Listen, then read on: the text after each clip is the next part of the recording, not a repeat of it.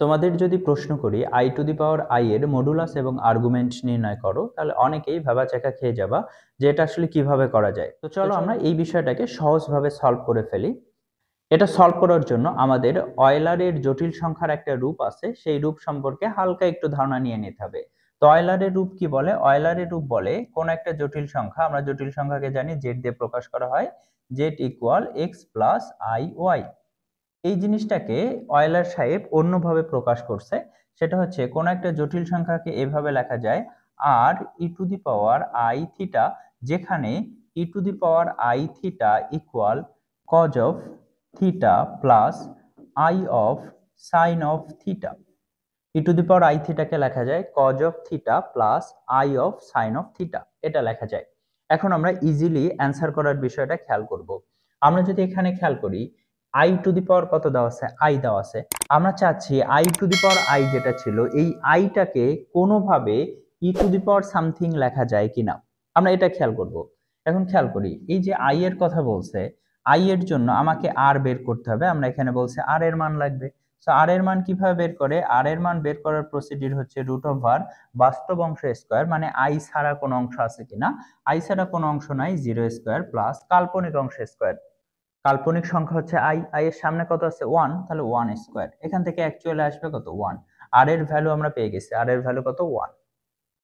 এবং আই এর পজিশনটা কোথায়? আই এর জন্য আর্গুমেন্ট কত আসলে? আই এর জন্য যদি আমরা আর্গুমেন্টের কথা বলি, আমরা জানি জটিল সংখ্যায় এটা হচ্ছে বাস্তব অক্ষ, এক্স অক্ষটা, এটা হচ্ছে কাল্পনিক অক্ষ। কাল্পনিক অক্ষ বরাবর আই এর অবস্থান।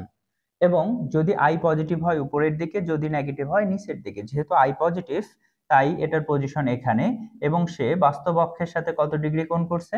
90 ডিগ্রি কোণ করছে। তাহলে আমরা কিন্তু থিটার ভ্যালু পেয়ে গেছি। থিটার ভ্যালু কত? π/2। এবং আর এর ভ্যালু আমরা পেয়ে গেছি, আর এর ভ্যালু হচ্ছে কত? 1। যদি এটা হয়, তাহলে কিন্তু আমরা এই আইটাকে easily e to the power something আকারে লিখতে পারবো। কিভাবে? এই যে এটার সাপেক্ষে এটা যদি খেয়াল করি, তাহলে আমরা এখন এই জিনিসটাকে এখানে লিখতেছি যে আমরা আই কে কিভাবে রিপ্রেজেন্ট করলাম। তাহলে এখন খেয়াল করি, আই এর জায়গায় আমরা লিখবো কি? আর লিখতে হবে। আর এর মান কত? 1। E to the power i into theta লিখতে হবে। তাহলে থিটা কত আসলে? থিটা আমরা পাইছি π/2। কার জন্য? আই এর জন্য। সেই পজিশনে যেহেতু আই ছিল, আই এর জন্য আমরা θ/2 পাইছি। সো এখানে আমরা লিখলাম θ/2। এই যে আইটাকে আমরা অয়লারের রূপে কনভার্ট করে ফেলছি।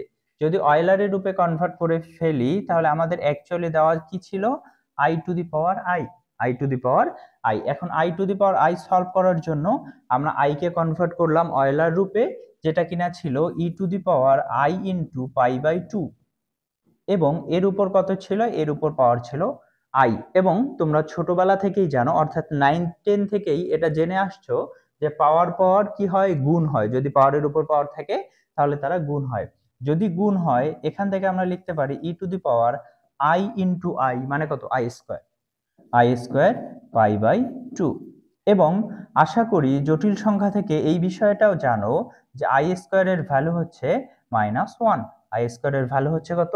-1। তো এখানে আমরা আই স্কয়ার এর ভ্যালু যদি বসাই দেই, ই টু দি পাওয়ার -π/2। ই এর কিন্তু একটা ফিক্সড মান আছে, 2.71 সামথিং। সো এখানে বলছে ই টু দি পাওয়ার -π/2।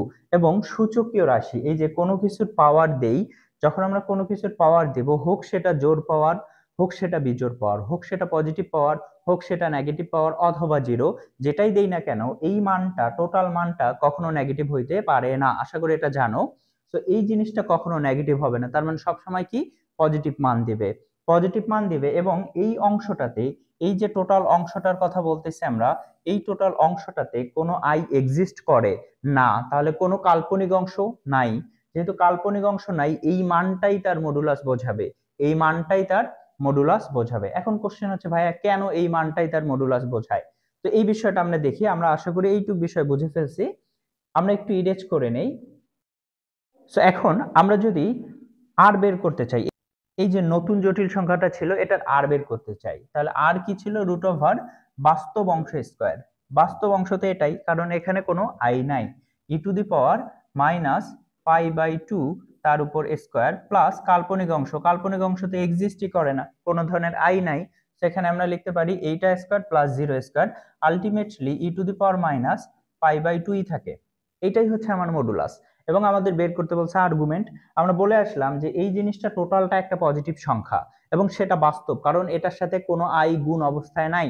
যেহেতু কোনো আই গুণ অবস্থায় নাই, টোটালটাই একটা বাস্তব সংখ্যা, তাহলে বাস্তব সংখ্যার পজিশন কোথায়? এইখানে। তাহলে এই যে বাস্তব অক্ষ, বাস্তব অক্ষের সাথে এই জটিল সংখ্যাটা কত কোণ করছে? 0 ডিগ্রি। তাহলে এই ক্ষেত্রে আমরা বলতে পারি, আমরা যে I to the power I এর কথা বলতেছি, এই I to the power I এর ক্ষেত্রে মডুলাস হচ্ছে আমার এটা, এবং আর্গুমেন্ট যেটা, সেই আর্গুমেন্ট হচ্ছে আমাদের 0 ডিগ্রি। আর্গুমেন্ট হচ্ছে আমাদের কত ডিগ্রি? 0 ডিগ্রি। আশা করি বিষয়টা বোঝাতে পারছি। যদি I to the power I থাকে, তাহলে সেখান থেকে আমরা কিভাবে মডুলাস এবং আর্গুমেন্ট বের করে নিয়ে আসবো। এটার জন্য এক্সট্রা আমাদের যেটা জানতে হবে সেটা হচ্ছে অয়লারের জটিল সংখ্যার যে রূপ আছে সেই বিষয়টা। ধন্যবাদ সবাইকে।